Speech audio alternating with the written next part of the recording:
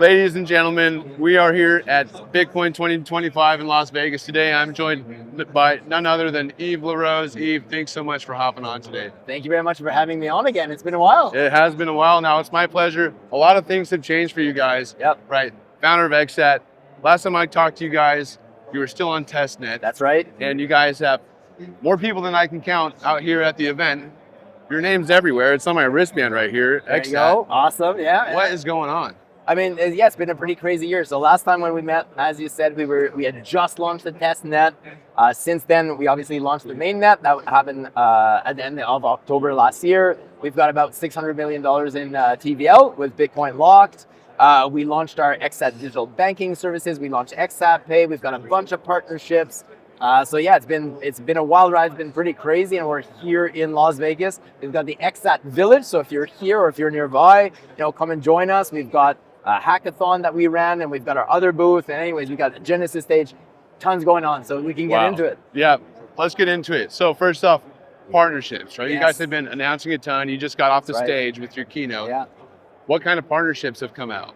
So I mean, we have a few. So today we announced 3. So the first one we announced was Standard Chartered and OKX. And so we've got a trilateral partnership there, very similar to what we announced with Cefu a couple of weeks ago, where Standard Chartered is going to be the custodian, and then you'll be able to mirror your assets onto OKX, putting your hard-earned digital assets to work.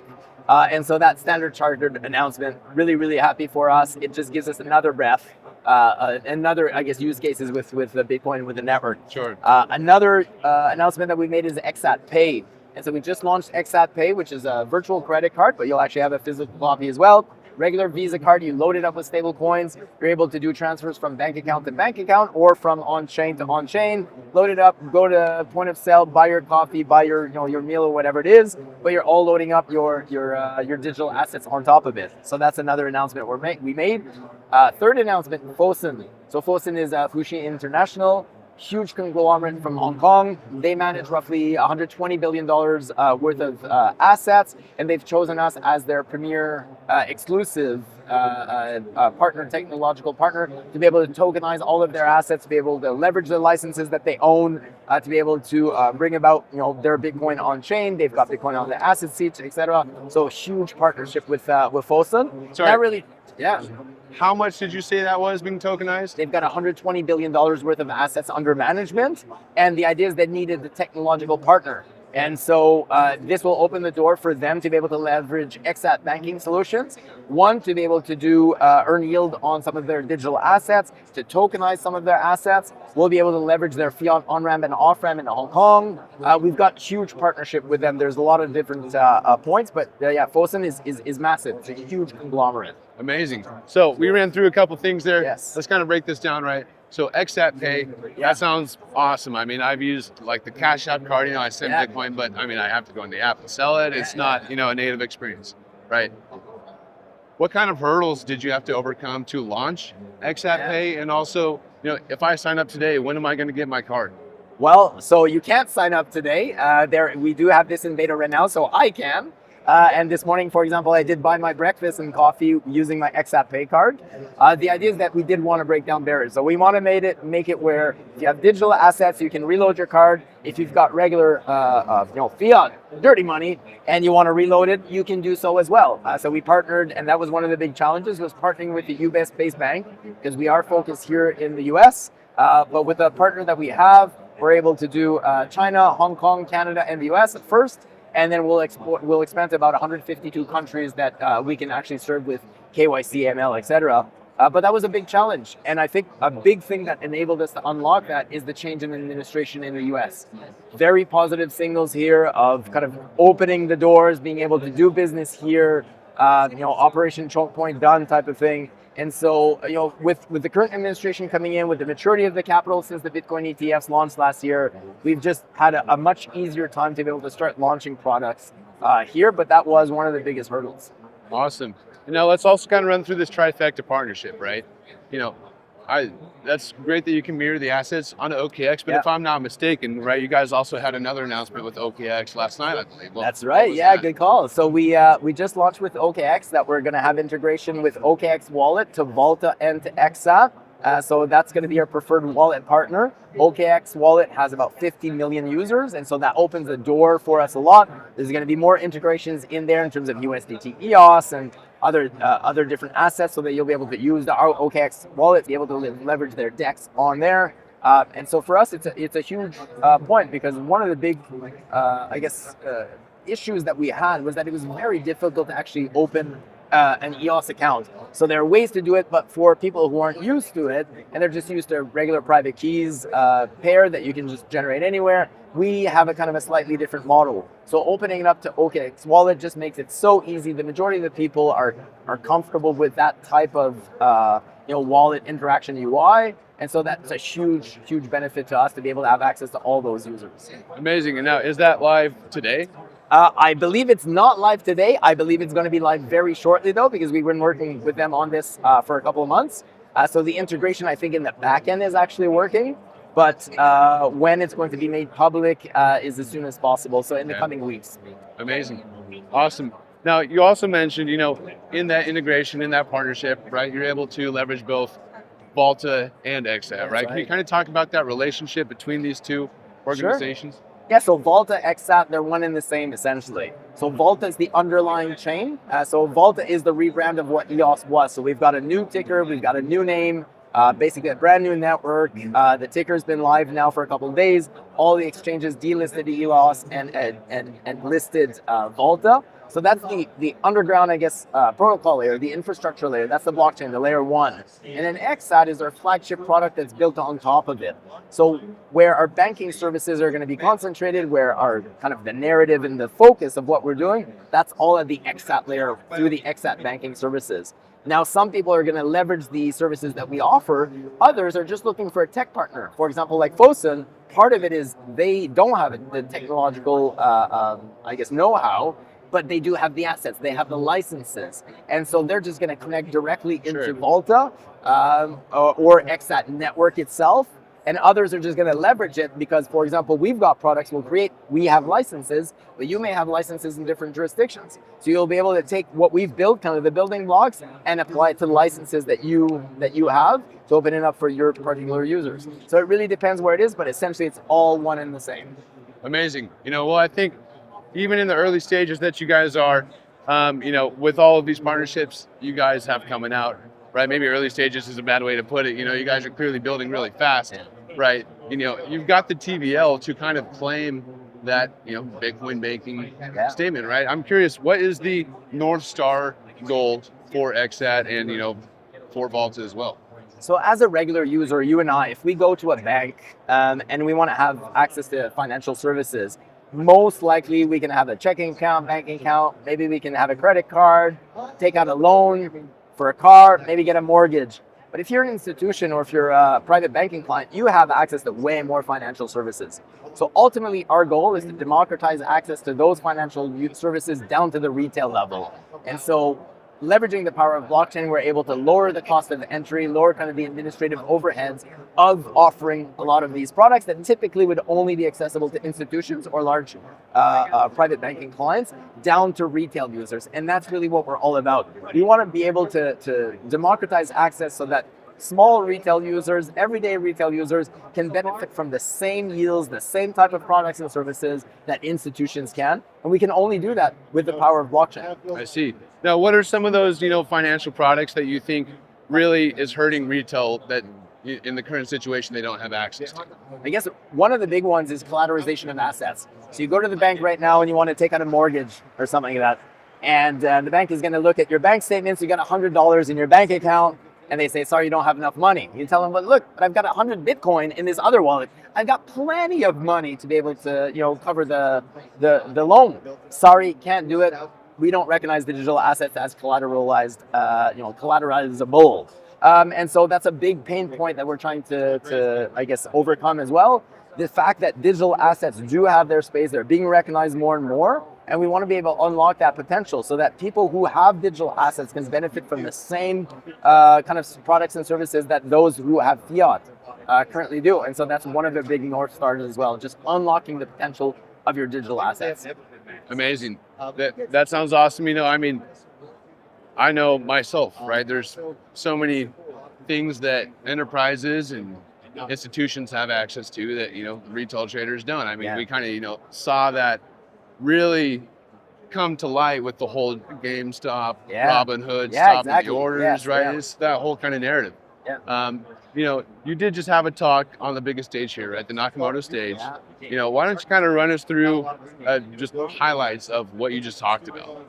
I mean, one of the things that we announced that we've been working on for a while, and it's related to the Standard Chartered announcement, but with Cefu, is we've been piloting a project whereby we call it a CDFI project, where you're able to lock your assets on chain, earn protocol level yield, but then because of MirrorX Cefu's solution onto Binance, then you're able to put your assets at work as well. And so the assets are on chain, they're safe, they're transparent, you can see them, but then they're being mirrored on Binance in a CEX. And then you have quant teams in the background that are able to run some trading strategies. Depending on your risk profile, right now what we have is a delta neutral trading strategy, and so it's quite conservative, but that compounds the yield that you're adding on chain.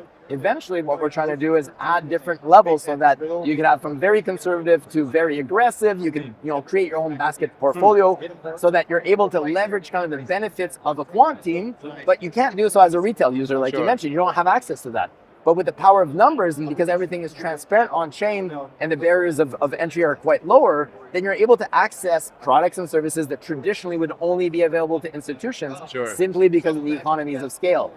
Doing that out of blockchain is incredibly difficult. That's why usually it's only accessible to private banking clients, right? You need to have a certain minimum, whatever it's $100,000, $200,000 or something like that to invest before you can benefit from lower NER fees or different trading strategies. With this, we're going to be able to bring it down to really the end user, where maybe there is somewhat of a minimum because you'll have to go through KYC AML type of thing, so there's a cost there. But generally, the barrier to entry is going to be much lower, and you'll be able to put your assets at work in similar fashions that large institutions and private banking clients are capable of. And that was one of the big things that I talked about on stage that obviously got a big round of applause for that, because it's a huge pain point in our industry. So unlocking that is a big opportunity. Okay, so if I'm understanding correctly, to summarize, I'm able to self-custody my Bitcoin, but while still enjoying all the benefits of holding it on a CEX, right? Correct. Centralized exchange. Yeah. So that's ultimately the product, right? And that's what Cefu offers. That's what Standard Chartered offers. We're looking at other custodians to replicate that as well. We started with Cefu, but that's where we see this going. Partnering with more custodians, being able to put your assets at work while they're safe, secure, and under custody, basically. Okay, amazing. Now, am I also able to then leverage my assets on chain and still have them mirrored to take advantage of those, financial products, or does it need to be, held secure in my wallet? So it depends. So we've got a few different bridges that you can cross through. So with ExSat, we've got a retail bridge. Can lock up your Bitcoin in our preferred custodian right now, which is Cactus Custody, and then you get your assets mirrored onto the ExSat network. You'd be able to leverage the DeFi applications that are there, and then yes, you would be able to go and move around, earn some yield, kind of do your own thing. Sure. Or you could just stake them in a validator and then earn that yield there. So there are things that you're still capable of doing. The other one, like for example, the DeFi product, your assets would be locked on chain, earning protocol level yield, and then the quant strategies would be running. So then your assets would be locked, and you'd not be able to do something. Sure. But the idea with this is give the users the option, give them the choice. Totally. What do you want to do with your assets? We're going to try to make that possible. So whether you want to kind of set and forget and have somebody else manage them, or whether you want to go and manage them yourself, we're trying to open all those doors in a very secure, reliable, and performant fashion. Sure. Well, it sounds like you guys are doing an amazing job, right? With that function in mind of being able to maintain custody and still take advantage of those, kind of centralized products, right? That are able to offer those yields, right? There's almost no value proposition now to custody with those institutions, right? So one of the things we're looking at doing right now, we do have a bridge. It is custodian, and then the institutions as well have to go through that custody portal. But eventually what we want to do is create a decentralized custodian network, basically. So think of, you've got your preferred custodian. So a lot of the institutions that came to us when we launched ExSat, they already had their assets with a custodian. So for them, keeping them with that custodian makes no difference on their end. Sure. But eventually, we want to open that up to way more people. So we want to have a network of multiple custodians where all of them combined, let's say, control the bridge. that you cross over, none of them actually have the assets, and then you're always in control of your assets, but there's no unique party that actually controls your assets to increase that decentralization and that security. Right now, it is centralized in one custodian, but the majority of the assets that we have from those Bitcoiners are from that custodian as well. So for them, nothing changed. Sure. Amazing. You know, something that always impresses me about you guys, your team, both Vulta and ExSat, is just how fast and frequently you guys are coming out with these partnerships, new products, right? You guys are building like you just launched, right? And I understand that, you know, ExSat, right, has launched recently and you guys, you know, have a healthy roadmap, right? But, you know, from the Vaulta perspective, like you mentioned, recently we rebranded from EOS, right? If I'm not mistaken, EOS ICO'd in, what was it, 2017, 2018, right? You know, here we are in 2025, and you guys are building like you came out yesterday, you know? So I think that is amazing in itself. And I'm curious, with that in mind, is there anything maybe that you haven't announced or that is coming up shortly that our viewers at home, you know, could follow ExSat, follow Vaulta to find out about? What's today was a pretty big day in terms of announcements because we announced OKX Wallet, we announced Fosun, we announced Standard Chartered, and I'm missing one as well. We made another announcement. So we're kind of out of announcements for the next little short while. We do have other things in the pipeline, but we really kind of compressed everything to Las Vegas. So kind of going back to what you said in the beginning, yeah, we're builders at heart. I mean, this is what we do. We have digital assets. We want to put them to work. We want to be able to unlock their potential. We see that this space has tremendous opportunity. And at heart, we're architects. We're builders. And so it doesn't really feel like work when you love what you're doing and you show up every day and you just keep pushing it. But I think that's only half the battle. We also have a tremendous community and just tremendous support of people out there that are helping us out, right? We can't do any of this by ourselves. And so the partnerships are coming from others that also see the same opportunity. They're also builders. They're also trying to unlock the potential in this space. And so it's just prime for, you know, great things to happen. And so it just feeds off of one another, and that's really what keeps us going. Awesome. Well, if people want to find ExSat, find Vaulta, even find you, right? Learn more about what's going on, how they can get involved, how they can start to build, and, you know, maybe even integrate with ExSat, with Vaulta. Where can they start that journey? So you've got exsat.com is the website for ExSat. We've got Vaulta.com. That's the website for Vaulta. You can reach me on X at BigBeardSamurai. We also have our social for Vaulta at Vaulta_. Or for ExSat, it's at ExSat Network. So yeah, feel free to reach out. Telegram, X, or websites. Go for it. All the information is there. Amazing. Well, the personal handle fits, right? Big Beard Samurai. That's the guy. Awesome. Well, thank you so much, Yves, for hopping on today. Amazing what you guys are continuing to do after all this time. You know, always surprised by what your team is putting out there. And I mean, if you're at this event, you've heard of ExSat. It's pretty insane. Yeah. So yeah, cheers. Thank you so much. Thank you very much as always. Cheers. Hey, what's up? But it's not something Genzio is afraid of. If you want to survive, you got to build a hive. You know we do not understand that we do not want to. Ladies and gentlemen. We're back at the Genzio Media House. Awesome. Thanks so much for joining us today.